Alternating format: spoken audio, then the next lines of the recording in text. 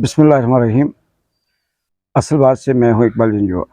नाज़रीन, इस्लामी जमहूरिया पाकिस्तान में जो जुल्म, फस्तायत, जबर, वडेराशाही, फ़रौनियत या खुदा बनने की जो ताकत है, ताकत का जो नशा है, वो इंसानों से बढ़ता हुआ गरीब आदमी, आम आदमी से आगे निकलता हुआ अब जानवरों तक जा पहुँचा।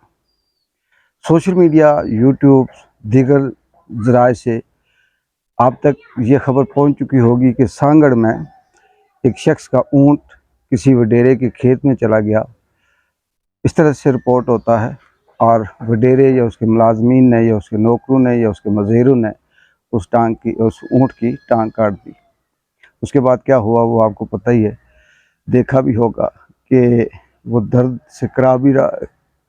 और वो जो ऊंट का मालिक है उसने एफआईआर दर्ज करवाने की कोशिश की, तो वहाँ सांगड़ का जो थाना है ना, उन्होंने उन लोगों के ख़िलाफ़ एफआईआर दर्ज करने की कोशिश की जो नाम थे वहाँ के, बल्कि गुमनाम के तौर पे जो एफआईआर थी वो दर्ज की।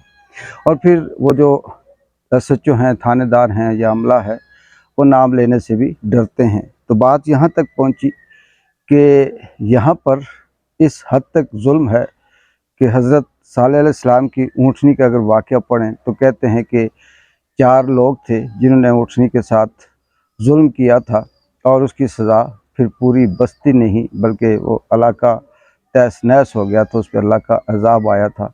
तो क्या हम उसके करीब या उस तरह की हरकतों तक नहीं पहुँच गए आज इस 21वीं सदी के अंदर?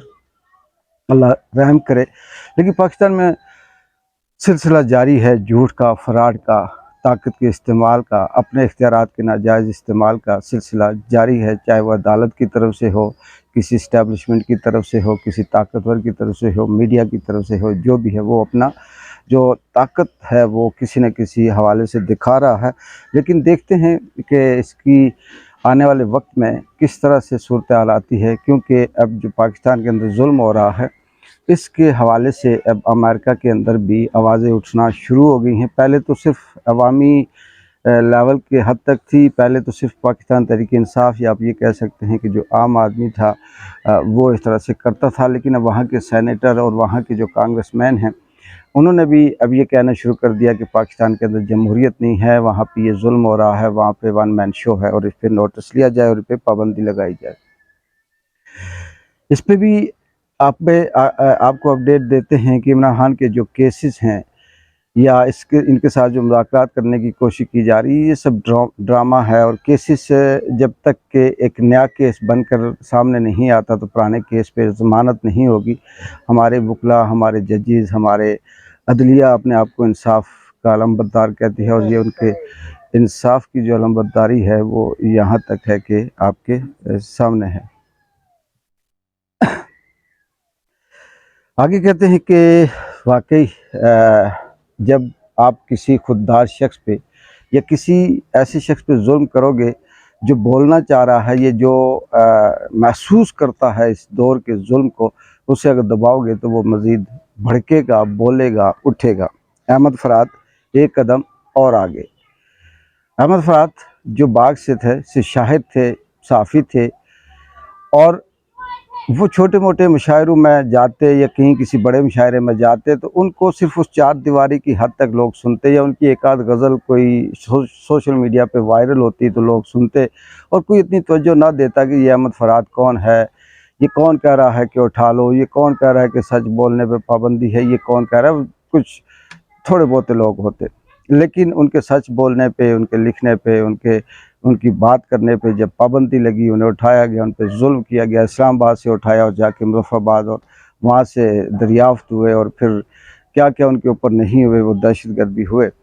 तो उनको रिहाई मिली, उनके ऊपर जो केस थे वो सब बोगस थे, झूठे थे, फ्रॉड था, सब धमकाने, डराने और प्रेशर बिल्ड करने का था। लेकिन अब वो सामने आए तो वो एक कदम और आगे। अब वो शायद नहीं रहे, अब वो साफ़ी नहीं रहे, اب وہ پبلک فگر بن گئے، اب ان کے لیے سیمینار ہوں گے، اب ان کے لیے پروگرام ہوں گے، اور وہاں وہ بات بھی کریں گے جو اس سے پہلے وہ نہیں کر سکتے تھے۔ کل ان کا باغ میں استقبال ہوا، ہاڑی گل باغ، ارجا دیگر ان کے گھر میں، ان کی جگہ پہ بہت سے باغ کے جو لوگ تھے، جو شہرا تھے، جو ان کے جاننے والے تھے، جو ان کے چاہنے والے تھے، جو عام آدمی تھا جس کا کسی اسکول آف تھاٹ سے بھی تعلق نہیں تھا، وہ ان کے ساتھ ملا۔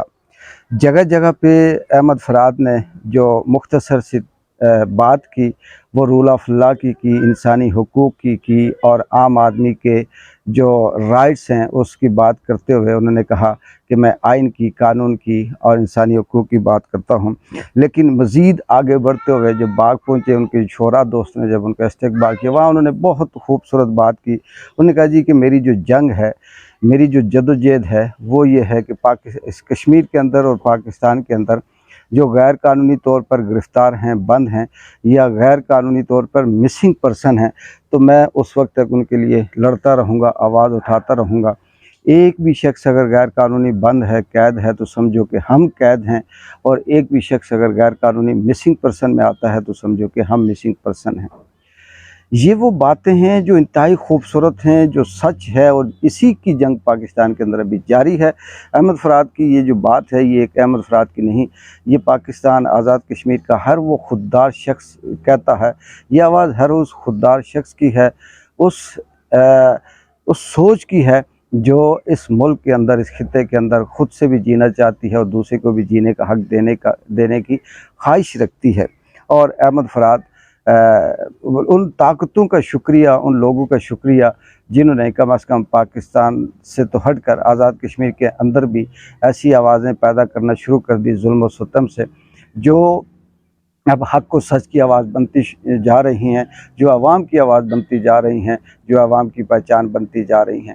آخر میں یہ کہوں گا، کوٹلی کا جو احتجاج تھا وہ ابھی جاری ہے۔ مینز کے مین جو احتجاج تھا، یہ دھرنا تھا، وہ تو مؤخر کیا گیا 25 جون تک، لیکن اس کے جو سمبولک آپ کہہ سکتے ہیں، میرپور میں، تراڑکھل میں اور راولہ کوٹ میں بھی جاری ہے۔ قاری نصیر بھی ابھی تک وہاں موجود ہیں اپنے پیاروں کی رہائی تک، اور خاص کر کے جو سردار امان ہیں، جب تک ان کی رہائی نہیں ہوتی یہ دھرنا جاری رہے گا۔ اور اس دھرنے کے اوپر اگر ظلم کیا گیا تو مزید یہ آوازیں بڑھیں گی، اور سردار امان کے اوپر اگر ظلم کیا گیا تو مزید وہ اس کے ساتھ پھر 1 نہیں، 2 نہیں، 4 نہیں، پھر جڑتے جائیں گے، اور کشمیر پھر اپنے حساب سے ایک آواز بھی بن جائے گی، پہچان بھی بن جائے گی۔ پھر اس کی جو تحریک ہے اس کو کسی دوسرے ملک کی سپورٹ کی ضرورت نہیں ہوگی، یہ اپنی سپورٹ خود ہوگا۔ اس لیے اپنے آپ میں جو آپ کی خودداری ہے، خود مختاری ہے، یا عزت نفس ہے، اس کو ساتھ رکھتے ہوئے زندگی گزاریں۔ ایک بار جن جو کی اجازت دیں، اللہ حافظ۔